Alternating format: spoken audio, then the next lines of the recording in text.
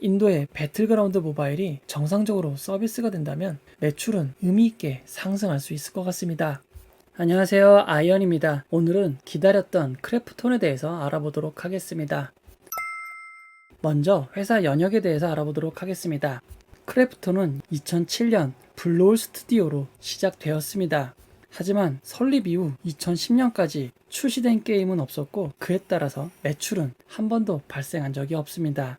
매출이 없기에 이익이 발생할 수도 없습니다. 회사의 사정은 급격히 안 좋아졌고 2009년 약 171억 원의 투자로 간신히 위기를 넘길 수 있었습니다.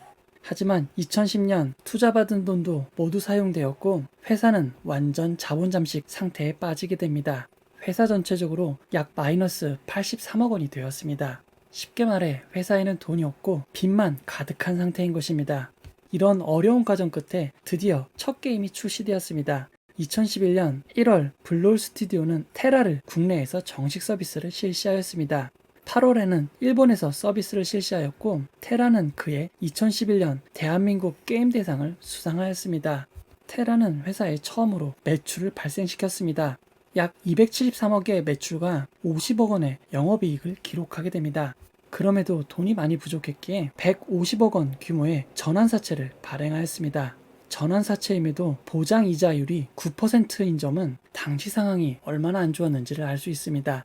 2012년 테라는 유럽과 북미, 대만에서 정식 서비스가 실시됩니다. 그에 따라 매출은 조금 늘었지만 순이익은 적자로 돌아서게 되었습니다. 번 것보다 쓴 돈이 많은 것입니다. 2013년 블루홀 스튜디오는 판교로 이전을 실시합니다. 매출은 아주 조금 늘었습니다. 2014년 테라가 중국에서 정식 서비스가 실시되었습니다. 그럼에도 매출은 큰 폭으로 줄어들었고 단기 순이익도 적자로 전환되었습니다. 2015년 블루홀 스튜디오는 많은 게임 회사를 인수하기 시작했습니다. 인수된 회사들이 다양한 서비스를 출시하였습니다. 하지만 손실은 오히려 대폭 늘어나게 됩니다. 2015년 손실은 약 264억까지 기록하게 됩니다. 적자로 닥친 위기를 해결하기 위해 약 626억 원 규모의 대규모 유상증자를 실시합니다. 대규모 유상증자 덕분에 회사는 완전 자본 잠식을 벗어날 수 있었습니다. 2016년 다양한 모바일 게임들을 출시를 합니다. 하지만 매출은 오히려 큰 폭으로 줄었고 249억 원의 단기 순손실을 기록하였습니다. 결국 또다시 500억 원 규모의 대규모 유상증자를 실시했습니다. 그럼에도 전액 자본 잠식을 피할 수가 없었습니다. 회사 설립 이후 누적 손실이 1150억 원을 넘어서게 됩니다. 2016년까지의 크래프톤은 끊임없이 돈만 들어가고 수익은 되지 못하는 매우 안 좋은 회사로 볼 수밖에 없었습니다. 이런 상황에 회사에 투자한다는 건 매우 리스크가 커 보일 수밖에 없습니다. 하지만 반전이 일어납니다. 2015년에 진호게임즈를 인수하였는데 진호게임즈가 2017년 출시한 배틀그라운드가 놀라운 흥행을 기록하게 됩니다. 배틀그라운드는 테라에 이어 2017년 대한민국 게임 대상을 수상하였습니다. 배틀그라운드를 처음 출시했던 스팀 플랫폼에서 2017년 가장 많이 팔린 게임 플래티넘을 받았습니다. 성적이 매우 좋았음을 알 수 있습니다. 그리고 2017년 올해의 게임 후보에 배틀그라운드가 선정될 정도로 2017년 배틀그라운드는 엄청난 흥행을 기록한 것입니다. 대상은 아쉽게도 젤다가 차지하였습니다. 이후에도 배틀그라운드의 인기는 크게 떨어지지 않았습니다. 스팀에서 2018년, 2019년, 2020년까지 베스트 게임 플래티넘을 놓친 적이 없습니다. 온라인 게임의 인기를 바탕으로 출시된 배틀그라운드 모바일은 더 놀라운 인기를 기록하게 됩니다. 2018년 글로벌 이용량 상위 게임에 2등을 기록하였고 2019년에도 2등, 2020년에는 1등을 기록하였습니다. 이렇게 배틀그라운드의 성공으로 인해 2017년부터 매출은 큰 폭으로 성장을 하게 되었습니다. 크래프톤은 배틀그라운드의 성공으로 놀라운 매출을 얻을 수 있었고 이를 바탕으로 현재 상장까지 할 수 있게 된 것입니다. 이제 공모주 청약 기본 정보에 대해서 이야기해 보도록 하겠습니다. 먼저 일정 정보입니다. 일반적으로 기관 투자자 수요 예측은 2일에 걸쳐서 진행이 됩니다. 외국인 투자자의 경우 길게 진행되는 경우도 있지만 국내 기관 투자자의 경우 2일에 끝나는 것이 대부분입니다. 하지만 크래프톤의 기관 투자자 수요 예측은 6월 28일부터 7월 9일까지 10영업일 동안 진행이 됩니다. 기관 투자자들에게 생각할 시간을 많이 주는 것 같습니다. 열흘에 걸친 기간 투자자 수요 예측 결과는 7월 12일 월요일에 발표가 됩니다. 수요 예측 결과에 따라 공모가가 확정이 됩니다. 그리고 2일 뒤인 7월 14일 수요일부터 청약이 진행이 되고 7월 15일 청약이 마무리됩니다. 수요일, 목요일에 청약이 진행되었기 때문에 환불일은 주말을 포함하여 4일 뒤인 7월 19일 월요일이 됩니다. 환불일이 주말을 포함한 월요일인 점은 조금 아쉽습니다. 증권사별 배정 주식수를 알아보도록 하겠습니다. 미래에셋증권과 크레디트 스위스 증권이 25%씩 주식을 배정받았습니다. NH투자증권, 시티그룹 글로벌 마켓증권, JP모간증권 회사가 15%씩 배정을 받았습니다. 삼성증권이 제일 적은 5%의 주식을 배정받았습니다. 이번 공모는 우리사주조합에 20%가 배정이 되고 일반 청약자에게 25에서 30%가 배정이 될 예정입니다. 기간 투자자는 55%에서 75%까지 배정을 받을 수 있습니다. 크레디트 스위스 증권, 시티그룹 글로벌 마켓증권, JP모간 증권회사는 일반 대상이 아닙니다. 외국인 기간 투자자만 참여할 수 있으니 주의하시기 바랍니다. 증권사별 일반 청약자 배정 주식수를 살펴보면 미래에셋증권이 37%, NH투자증권이 33%로 나와 있습니다. 삼성증권이 30%로 나와 있지만 30%로 배정이 되면 삼성증권 전체 배정 주식수보다 많은 상황이 됩니다. 해당 부분은 오류가 있을 수 있으므로 수정이 되는지 살펴봐야 될 것 같습니다. 이번 청약은 세 증권사에 모두 중복 청약이 가능합니다. 금융위는 6월 15일 공모주 중복 배정 제한이 실시된다고 밝혔습니다.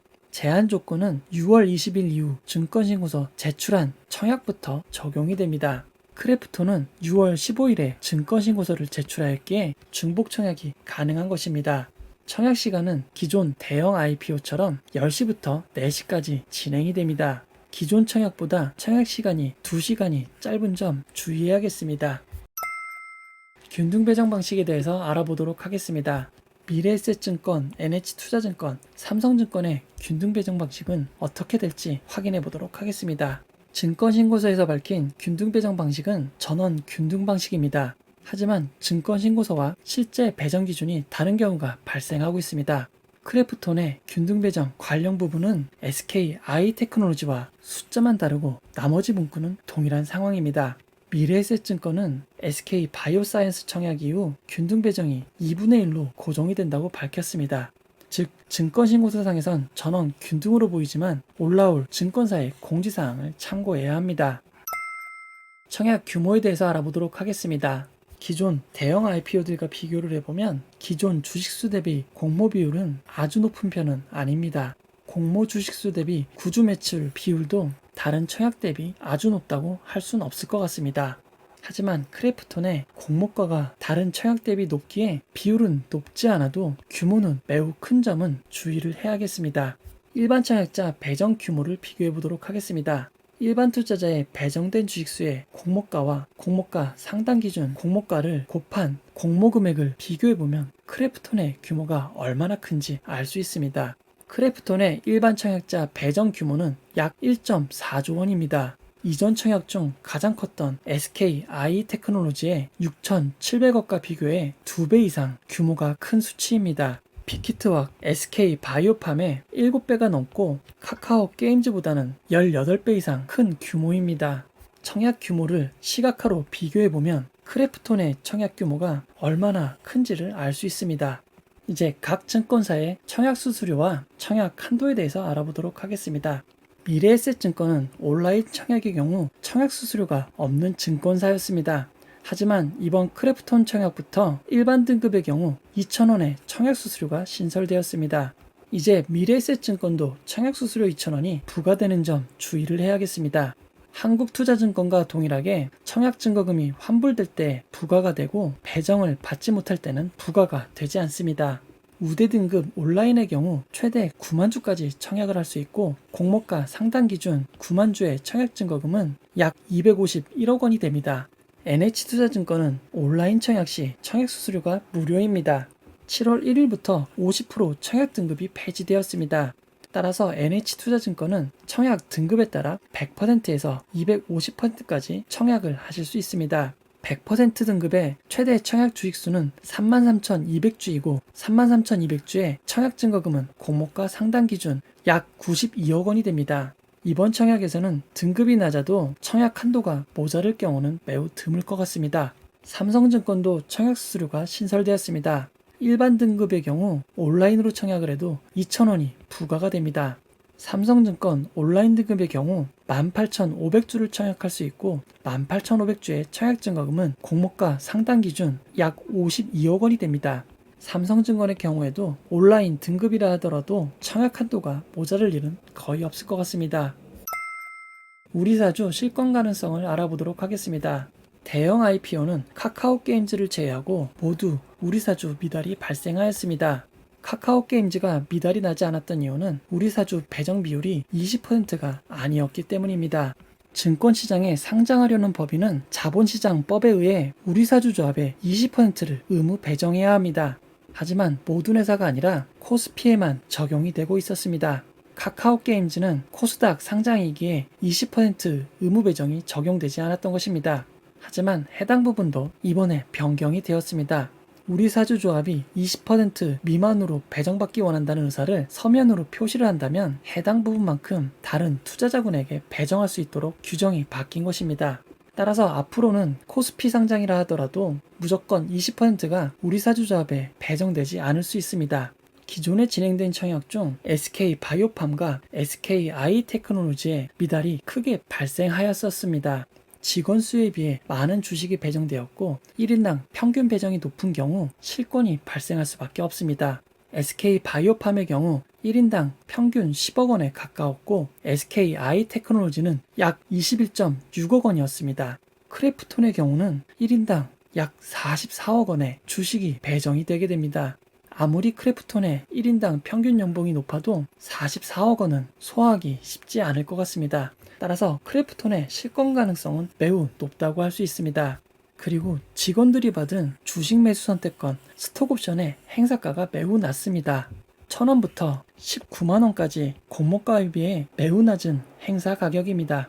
이미 낮은 행사 가격으로 많은 주식을 받은 직원들은 우리사주에 참여하지 않을 가능성도 있을 것 같습니다. 여러모로 크래프톤의 실권 가능성은 매우 높을 것 같습니다. 이에 따라 실권 물량이 전체 청약 규모의 5%가 일반 청약자에게 반영되는 것으로 계산이 필요할 것 같습니다. 일반 투자자의 배정 주식수가 5% 증가하게 된다면 공모가 상당 기준 전체 공모 규모는 1조 6,810억 원이 됩니다. 이를 쉽게 파악하기 위해 시각화로 살펴보면 크래프톤의 일반 청약자 모집 규모는 카카오게임즈, SD바이오센서, SK바이오사이언스, SK아이테크놀로지, SK바이오팜, 빅히트의 청약 규모를 모두 합친 것보다 조금 큰 규모가 됩니다. 정말 놀라울 정도로 큰 규모의 청약입니다. 공모가 산출내역에 대해서 알아보도록 하겠습니다. 공모가를 산출하기 위한 방식은 매우 많습니다. 이 중 가장 많이 사용되는 방식은 회사가 벌어들인 순이익에 기반한 펄을 이용하는 방식입니다. 이번 크래프톤도 펄을 이용하여 공모가를 산출하였습니다. 해당 과정을 자세히 알아보도록 하겠습니다. 먼저 상장된 회사 중 유사한 회사들을 선정합니다. 선정된 유사그룹의 펄을 구하고 회사들의 해당 펄의 평균을 산출합니다. 그리고 기업의 순이익을 구합니다. 기업의 순이익에 구해진 유사그룹 퍼 평균을 곱하면 시가총액을 구할 수 있습니다. 구해진 시가총액을 주식수로 나누면 한 주의 평가가액이 나옵니다. 평가가액을 그대로 사용한다면 공모에 참여할 이유가 없습니다.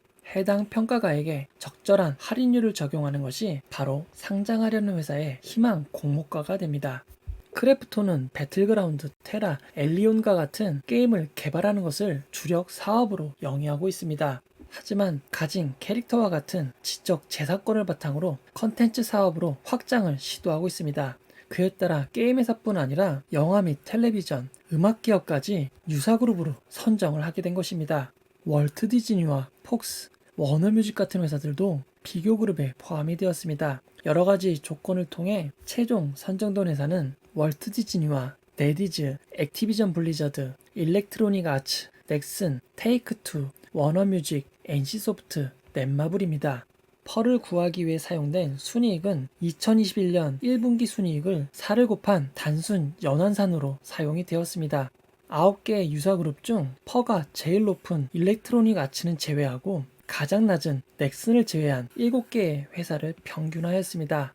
구해진 펄은 45.2가 됩니다. 크래프톤도 2021년 1분기 순이익을 4를 곱한 연환산 순이익을 사용하였습니다. 여기에 앞에서 구한 배수 45.1을 곱하면 크래프톤의 평가 시가총액을 구할 수 있습니다. 크래프톤의 평가 시가총액은 무려 35조 원입니다. 시가총액 35조를 주식수로 나누면 주당 평가가액을 구할 수 있습니다. 공모 후 상장되는 주식수에 아직 행사하지 않은 주식 매수 선택권, 스톡옵션의 주식수를 더한 숫자를 시가총액으로 나누면 주당 평가가액을 구할 수 있고 구해진 주당 평가가액은 67만 7,539원입니다. 여기에 할인율을 17.8%에서 32.4%로 적용하면 희망 공모가액 밴드는 45만 8천원에서 55만 7천원으로 결정이 되게 됩니다. 만약 공모가가 공모가 밴드 하단인 45만 8천원으로 결정이 된다면 시가총액은 약 23조 원이 됩니다. SK텔레콤, KB금융과 비슷한 시가총액이 되는 것입니다. 여기에 시초가 상한가를 기록하면 91만 6천원이 되고 따상을 기록하면 119만 원이 됩니다. 그에 따라 시가총액은 46조 원, 약 60조 원까지 늘어날 수도 있습니다. 공모가 밴드 상단인 55만 7천원으로 공모가가 결정이 된다면 시가총액은 약 28조 원이 됩니다. 28조 원의 시가총액은 포스코와 현대모비스의 4위가 됩니다. 만약 시초가 상한가를 기록하면 111만 4천원이 되고 따상을 기록하면 144만 8천원이 됩니다. 만약 따상을 기록할 시 시가총액은 약 73조 원이 되고 우리나라 시가총액 2위인 하이닉스 다음이 되어 전체 시가총액 3위가 됩니다. 상장 시가총액이 매우 높은 상태이기에 큰 폭의 상승을 기록하기에는 매우 어려운 상황입니다. 그리고 희망 공모가액 밴드 산출에 문제가 있습니다. 크래프톤의 매출의 대부분은 게임 사업에서 발생을 하고 있습니다. 단순히 미래 사업 분야를 바탕으로 게임이 아닌 상장사들을 유사그룹으로 선정한 것은 문제가 될 수밖에 없습니다. 디즈니와 워너뮤직 그룹은 유사그룹이 되기에는 적당하지 않아 보입니다. 그리고 국내 게임 상장사들도 많은데 해외 상장사가 훨씬 많습니다. 국가마다 펄의 수준이 조금씩 다릅니다. 6월 14일 기준 미국의 S&P 500 기업들의 평균 펄은 45.11이지만 코스피 200의 평균 펄은 18.12밖에 되지 않습니다. 우리나라 시장인 코스피에 상장을 하기 때문에 해외 회사들보다는 국내 상장 회사들로 비교하는 것이 좋을 것 같습니다. 그 외에도 더 큰 문제가 있습니다. 지배주주 순이익을 구하기 위해 2021년 1분기 순이익을 단순히 4를 곱하여 사용하였습니다. 이 부분은 매우 큰 문제가 됩니다.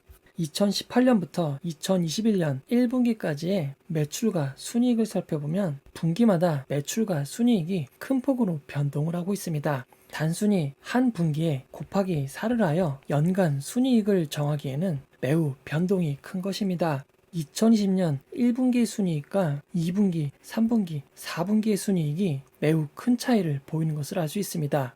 1분기 순이익의 4배를 한 것과 4분기 순이익의 4배를 한 값이 매우 크게 차이가 날 수밖에 없습니다. 그리고 2018년, 2020년의 사례에서 알 수 있듯이 1분기 매출이 가장 높았습니다. 따라서 2021년 1분기에 성적을 4배하는 것은 큰 문제가 있을 수밖에 없습니다. 문제가 있어 보이는 공모가를 새롭게 계산해 보도록 하겠습니다. 비교 그룹을 국내 게임사로 한정해 보겠습니다.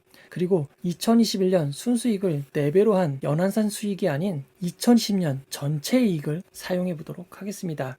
NC소프트의 2020년 펀은 31.69로 구해집니다. 넷마블의 2020년 펀은 36.25, 검은사막 등을 서비스하는 펄어비스의 2020년 펀은 42로 구해집니다. 세 기업의 펄을 구하여 평균을 한 적용 펀은 36.65가 됩니다. 크래프톤의 2020년 지배주주 순이익 5,563억 원을 36.65로 곱하여 평가 시가총액을 구할 수 있습니다. 약 20조 원입니다. 구해진 평가 시가총액을 주식수로 나누어 주당 평가가액을 구해보면 39만 3,821원이 됩니다. 이전에 적용된 할인율인 17.8%에서 32.4%를 적용한다면 희망 공모가액 밴드는 22만 6천원에서 32만 3천원 사이인 것을 알 수 있습니다. 현재 구해진 희망 공모가액 밴드 대비 42% 낮은 수준입니다. 구주 매출에 대해서 알아보도록 하겠습니다. 이번 공모에 구주 매출이 30.1%가 있습니다. 구주 매출의 대부분은 벨리즈원 유한회사입니다. 벨리즈원 유한회사는 이번 공모를 통해 가진 지분을 전부 정리를 합니다. 공모가 상단 55만 7천원 기준 1조 5천억 원이나 됩니다. 벨리즈원 유한회사는 크래프톤의 최대 주주인 장병규 유장, IMM 인베스트먼트, JKL 파트너스가 함께 설립한 회사입니다.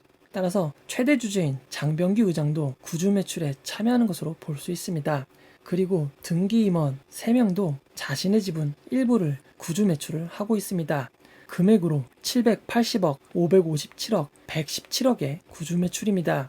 크래프톤의 최대 주주인 장병규 의장은 지분율이 상당히 낮습니다. 여러 관계 지분을 포함해도 29.09%밖에 되지 않습니다. 물론 이대 주주의 지분이 13.2%밖에 되지 않아 당장은 경영권에 큰 위협은 아닙니다. 하지만 최대 주주의 지분율이 상당히 낮은 상황임에도 구주 매출이 상당 부분 발생한 것은 좋게 보기 어려울 것 같습니다. 유통 물량에 대해서 알아보도록 하겠습니다. 크래프톤의 소액 주주 현황을 보면 거의 코넥스 이전 상장 수준의 소액 주주들이 매우 많습니다. 비율로도 23.4%를 차지하고 있습니다. 크래프톤은 임직원에게 주식 매수 선택권, 스톡옵션을 상당 부분 부여하였고 상장 전에도 이를 행사할 수 있었습니다. 이를 통해 상당히 많은 주식이 비상장 상태에서 거래가 활발하게 진행이 되었습니다. 그 결과 소액 주주의 수는 매우 많은 편이 되었습니다. 크래프톤의 공모가 상당 기준 시가총액은 약 28조 원입니다. 유통 가능한 기존 주주가 상당히 많아 유통 가능한 기존 주주들의 물량이 약 7.5조 원이나 됩니다. 일반 청약자에게 배정된 물량만도 약 1.4조 원입니다. 기관 투자자들의 배정 물량은 약 3조 원이고 우리 사주가 미달나게 된다면 유통 가능 물량은 더욱 늘어나게 될 것입니다. 크래프톤의 상장일 유통 가능 비율은 42.88%이고 유통 가능 금액은 약 12조 원입니다. 기관 투자자들의 의무 보유 확약이 대폭 반영되지 않는다면 유통 가능 금액은 10조 원이 넘을 수도 있을 것 같습니다. 그 외 리스크에 대해서 알아보도록 하겠습니다. 크래프톤은 배틀그라운드, 테라, 엘리온, 골프킹, 미니골프킹, 볼링킹과 같은 게임을 서비스하고 있습니다. 하지만 대부분의 매출은 배틀그라운드에서 나오는 것으로 추정을 할 수 있습니다. 예전에는 온라인 매출이 매우 높았지만 최근에는 모바일 매출이 대부분을 차지하고 있습니다.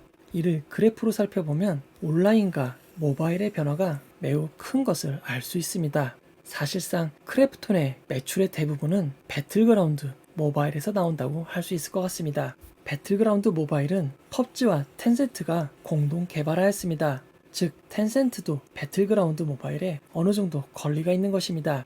상황을 이해하기 위해 게임의 유통 구조를 짧게 알아보도록 하겠습니다. 크래프톤이 펍지를 통해 개발된 게임을 직접 애플의 앱스토어나 구글의 구글 플레이 스토어에 올려서 서비스를 진행할 수도 있습니다. 하지만 해외 진출의 경우 현지에서 마케팅과 운영을 담당할 업체를 통하는 경우가 많습니다. 이런 업체들을 퍼블리셔라고 부르고 있습니다. 크래프톤이 퍼블리셔를 통해 게임을 서비스하고 퍼블리셔가 플랫폼을 통해 게임을 소비자들한테 공급하고 있는 것입니다. 크래프톤의 지역별 매출을 살펴보면 아시아에서만 전체 매출의 87.4%가 발생하고 있습니다. 우리나라를 제외하였지만 우리나라를 포함한다면 90%가 넘는 매출인 셈입니다. 그리고 특정 매출처에 매출이 집중되고 있습니다. A사의 매출 비중이 2019년 36.5%였지만 지속적으로 상승하여 2021년 1분기에는 71.8%를 차지하게 된 것입니다. 따라서 A사와 관계가 나빠지거나 A사가 서비스를 하지 않는다면 크래프톤에게는 매우 큰 위험이 되는 것입니다. A사는 바로 텐센트였습니다. 텐센트는 배틀그라운드 모바일을 중국에서 서비스하고 싶어 했습니다. 하지만 당시 중국은 한국 게임에 허가를 내주지 않는 상태였습니다. 이에 텐센트는 자체 개발했다고 밝힌 화평 정형으로 서비스를 시작했습니다. 화평정영은 출시 직후 바로 1위를 차지하였습니다. 중국 게임 유저들에게 매우 큰 지지를 받았던 것입니다. 하지만 화평정영은 배틀그라운드 모바일과 너무나 똑같이 생긴 게임이었습니다. 하지만 크래프톤은 화평정영이 배틀그라운드 모바일이 아니라고 지속적으로 밝혀왔습니다. 이렇게 그동안 부인하다가 상장을 앞두고 나서야 시인을 하게 된 것입니다. 텐센트는 크래프톤의 2대 주주입니다. 2018년 5,700억을 투자하여 지분을 획득하였고 공모가 상단 기준 지분 가치가 약 3조 7천억 원이 되었습니다. 이미 투자 금액 대비 650%의 가치가 상승하게 된 것입니다. 텐센트는 크래프톤의 2대 주주이고 지금까지의 상황상 제휴를 멈추지는 않을 것 같습니다. 하지만 특정 회사의 의존도가 큰 것은 매우 큰 리스크라고 할 수 있을 것 같습니다. 2020년까지 배틀그라운드 모바일은 최고의 인기를 누리고 있습니다. 2021년 1분기 보고서를 보면 배틀그라운드 모바일의 순위는 3위로 내려간 상태입니다. 일시적으로 하락하고 다시 순위가 올라갈 수도 있지만 만약 지속적으로 순위가 하락하게 된다면 매출도 하락할 가능성이 높을 것 같습니다. PC 온라인 버전의 순위는 아직까지 지켜주고 있지만 현재 대부분의 매출은 모바일에서 발생하고 있는 상황입니다. 현재 개발을 진행 중인 게임이 상당히 많습니다. 이 중 배틀그라운드 2로 불리는 배틀그라운드 뉴스테이트가 출시를 앞두고 있습니다. 만약 배틀그라운드 뉴스테이트가 이전 작품과 같이 큰 인기를 올릴 수 있다면 크래프톤의 가치도 더욱 올라갈 수밖에 없을 것입니다. 인도는 아시아에서 세 번째로 큰 게임 시장입니다. 하지만 중국과 인도가 국경 갈등으로 인해 서비스가 차단되고 철수하게 된 상태입니다. 배틀그라운드 모바일을 중국 회사인 텐센트가 서비스했기 때문입니다. 이에 크래프톤은 텐센트를 통하지 않고 직접 서비스를 하기 위해 준비를 하고 있습니다. 인도의 배틀그라운드 모바일이 정상적으로 서비스가 된다면 매출은 의미 있게 상승할 수 있을 것 같습니다. 결론을 내려보도록 하겠습니다. 크래프톤은 진호게임즈를 인수하여 배틀그라운드가 출시되기 전까지 많은 우여곡절이 있었습니다. NC소프트와 영업기밀 침해 소송을 겪었습니다. 대법원 판결 결과 영업기밀 침해는 인정되었습니다. 배상 책임은 없는 것으로 판결이 되어 사업을 이어갈 수 있었습니다. 테라의 흥행부진으로 회사는 위기를 겪었습니다. 위기를 해결하기 위해 많은 투자를 받고 좋지 않은 상황이었기에 단가가 현재 공모가에 비해 상당히 낮은 수준입니다. 직원들에게 초기 부여한 주식 매수 선택권은 주당 1,000원인 수준입니다. 해당 물량이 비상장으로 상당히 거래가 되었고 그 결과 주주가 매우 많은 상태입니다. 배틀그라운드의 드라마틱한 성공으로 가치가 급상승하게 되었습니다. 그에 따라 상장이 추진되게 됩니다. 하지만 공모가에 논란이 있습니다. 유사그룹에 디즈니가 있고 워너뮤직 그룹이 있었습니다. 그리고 2021년 1분기 당기순이익에 4를 곱한 단순 연환산 수익을 사용하였습니다. 앞에서 구해본 대로 방식을 바꾸면 공모가 밴드는 지금보다 42%는 낮아져야 합니다. 후속작의 성공 여부나 인도에서 서비스 성공은 예측하기 매우 어렵습니다. 현재 상황으로만 본다면 희망 공모가액 밴드가 너무 희망적인 것 같습니다. 2020년 1분기보다 2021년 1분기 성적이 상당히 낮아졌습니다. 배틀그라운드의 놀라운 매출이 이미 정점을 지난 것은 아닐지 의심을 할 수 있을 것 같습니다. 매출의 대부분은 배틀그라운드 모바일에서 발생하고 있습니다. 그 중에서도 중국 텐센트가 제공 중인 화평정영의 라이센스 매출에 의존하고 있습니다. 2019년 이후 지속적으로 높아지고 있습니다. 이런 상황에 우리나라와 중국의 갈등으로 보복이 발생한다면 어떤 일이 벌어질지 모르겠습니다. 화평정영이 사실상 배틀그라운드 모바일이라는 것을 크래프톤이 시인했기 때문입니다. 중국과 갈등 중인 인도에 직접 서비스를 진행하려 하고 있습니다. 하지만 텐센트가 크래프톤의 2대 주주입니다. 해당 사실이 알려져도 인도에서 아무 문제가 없을지는 지켜봐야 될 것 같습니다. 우리 사주조합의 미달 가능성이 매우 높습니다. 그에 따라 유통 물량도 늘어나게 될 것입니다. 만약 기관 투자자의 희망 공모가액 밴드 상단이 공모가가 되고 기관 투자자들의 의무 보유 확약이 높지 않다면 상장 당일 유통 물량 10조 원을 달성할 수도 있을 것 같습니다.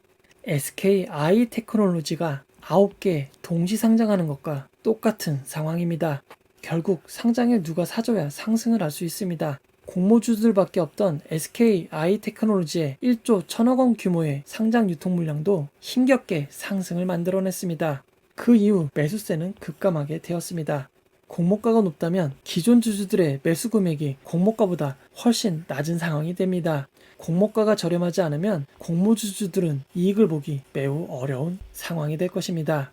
증권신고서 정정이나 기관 투자자들의 냉정한 수요예측 참여 결과가 없다면 이번 청약은 매우 리스크가 클 것 같습니다. 이번 주 금요일 오후 10시에 오랜만에 라이브 방송을 할 예정입니다. 주린이 분들이 많이 궁금해하셨던 투자 로드맵 관련한 간단한 강의와 소통을 하도록 하겠습니다. 관심 있는 분들은 금요일 저녁 오후 10시에 함께 해주시면 좋을 것 같습니다. 공모주와 관련된 대부분을 다룬 제 책 공모주 퍼펙트 투자 전략이 나왔습니다. 주식의 기본부터 기업 분석까지 아낌없이 담았습니다. 서점에서 많이 찾아주시면 고맙겠습니다. 댓글, 피드백을 전부 드리지 못하지만 남겨주신 소중한 피드백과 응원 항상 고맙습니다. 이 영상은 투자 권유가 아니며 투자는 오롯이 투자자의 판단으로 진행이 되어야 합니다. 이 영상이 마음에 드셨다면 구독과 좋아요, 알림 설정 부탁드리겠습니다. 고맙습니다.